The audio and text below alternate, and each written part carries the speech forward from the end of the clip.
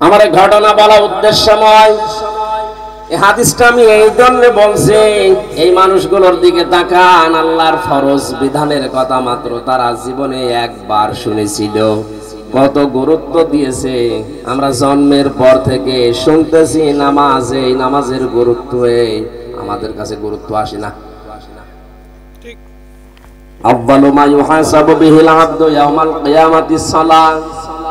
নবীজি বলেন কিয়ামত যেদিন কায়েম হবে, সর্বপ্রথম আল্লাহ কিন্তু মানুষকে নামাজের হিসেব ধরবেন, জিজ্ঞাসা করবে, হামজা জীবনে নামাজ পড়েছিলি কিনা আগে বল। আমার জীবনে যদি ফরজ সেজদাগুলো না থাকে, ওই দিন আমি কিন্তু 100 ভাগ ধরা খেয়ে যাব। মিথ্যা যদি বলি ওয়াহা আমি নামাজ পড়েছিলাম, আল্লাহ রাব্বুল আলামিন বলেন তাহলে সেজদা দিয়ে এবার দেখান। বেনামাজি মানুষগুলো সেজদা দিতে পারবে না, সূরা কলমের ভেতরে আছে। আল্লাহ পাক বলেন ওই মানুষগুলো তখন উল্টিয়ে পড়বে, লক্ষ লক্ষ মানুষের সামনে তখন তারা অপমান হবে। সুতরাং কিয়ামতে কোটি কোটি মানুষ থাকবে, এগুলোর সামনে অপমান না হয়ে যদি সম্মান পেতে চায়, আমাদের এই জীবদ্দশায় নামাজের দরকার আছে না নেই? আশা করছি আজকের এই ওয়াজ শোনার পর থেকে মরণ পর্যন্ত ফরজ নামাজ ছাড়বেন না। যত বড় গুরুত্বপূর্ণ কাজ থাক না কেন, অন্তত যদি নফল আর সুন্নত পড়তে নাও পারেন, পরে পড়ে নিয়ে ফরজটা অবশ্যই আদায় করবেন।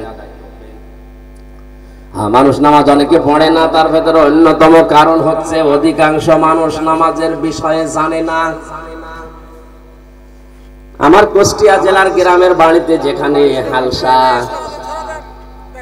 মাঝে মাঝে ওখানে যেতাম, যে দেখি ফজরের নামাজে মাত্র 3 জন। ইমাম সাহেব মুয়াজ্জিনকে বললাম, কই মানুষ কই? বলে হুজুর এলাকার মানুষ নামাজ পড়ে না। পড়ে না, এ দোষ শুধু ওদের না, এ দোষ আমার। আসলে নামাজ যে কি, নামাজের ভেতরে কি পাওয়া যায়, নামাজে কি মজা আছে, এটা এলাকার অধিকাংশ মানুষ জানে না। এই কারণে ওরা নামাজে আসে না। সুতরাং এটা আগে জানানো লাগবে।